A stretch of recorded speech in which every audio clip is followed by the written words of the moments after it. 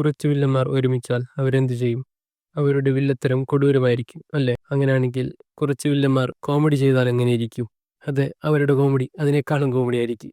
തുടക്ക കാലഘട്ടങ്ങളിൽ വില്ലൻ വേഷങ്ങൾ ചെയ്തുകൊണ്ടിരുന്ന വിജയരാഘവൻ, ഒട്ടുമിക്ക ടൈപ്പ് കാസ്റ്റ് വില്ലൻ വേഷങ്ങളും ചെയ്തുകൊണ്ടിരുന്ന നരേന്ദ്രപ്രസാദ്, ജനാർദ്ദനൻ എന്നിവർ ഒരു കോമഡി ചിത്രത്തിനായി ഒരുമിച്ച സിനിമയായിരുന്നു മേലെപ്പറമ്പിലെ ആൺവീട്. 1993 രാജസേനൻ സംവിധാനം ചെയ്ത് ഗിരീഷ് പുത്തഞ്ചേരി കഥ എഴുതി രഘുനാഥ് പാലേരി തിരക്കഥ എഴുതിയ ചിത്രമാണ് മേലെപ്പറമ്പിൽ ആൺവീട്. പ്രധാന വേഷത്തിൽ ജയറാമും ശോഭനും, നരേന്ദ്രപ്രസാദ്, മീന ജോസഫ്, ജഗദീഷ് ശ്രീകുമാർ, ജനാർദ്ദനൻ, വിജയരാഘവൻ, ഒടുവിൽ ഉണ്ണികൃഷ്ണൻ എന്നിവരാണ് അഭിനയിച്ചത്. ഈ ചിത്രത്തിൽ ജനാർദ്ദനന്റെ റോളിലേക്ക് ആദ്യം ഇന്നസെന്റിനെയായിരുന്നു കാസ്റ്റ് ചെയ്തിരുന്നത്.